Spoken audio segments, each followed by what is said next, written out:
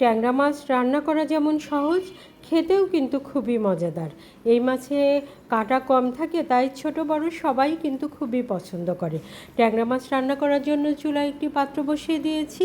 এখানে 3 টেবিল চামচ তেল দিয়ে দিলাম। বড় সাইজের 3টা পেঁয়াজ কেটে এর মধ্যে দিয়ে দিলাম। পেঁয়াজটা বাদামি কালার হওয়া পর্যন্ত অপেক্ষা করব।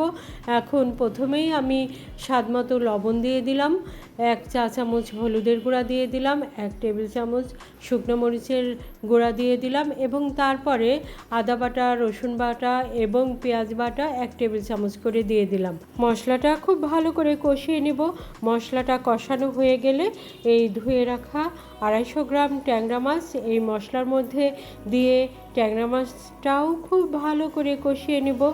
আর ট্যাংরা মাছটা কষানো হয়ে গেলে এখানে আমি হাফ কাপ পানি দিয়ে দেব।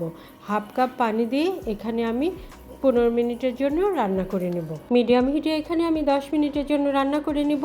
তারপর চুলার হিটটা লো হিটে রেখে 5 মিনিটের জন্য রান্না করে নিলেই আমার ট্যাংরা মাছ রান্না হয়ে যাবে। এই তো আমার ট্যাংরা মাছ রান্না হয়ে গেছে। পরিবেশনের জন্য একটি পরিবেশনের প্লেটে উঠিয়ে নিলাম। আমার মতো এভাবে অল্প মশলায় ট্যাংরা মাছ রান্না করে দেখবেন, খুবই মজা হয়। আর যদি ভালো লাগে লাইক, কমেন্ট, শেয়ার দিয়ে আমার সাথেই থাকবেন।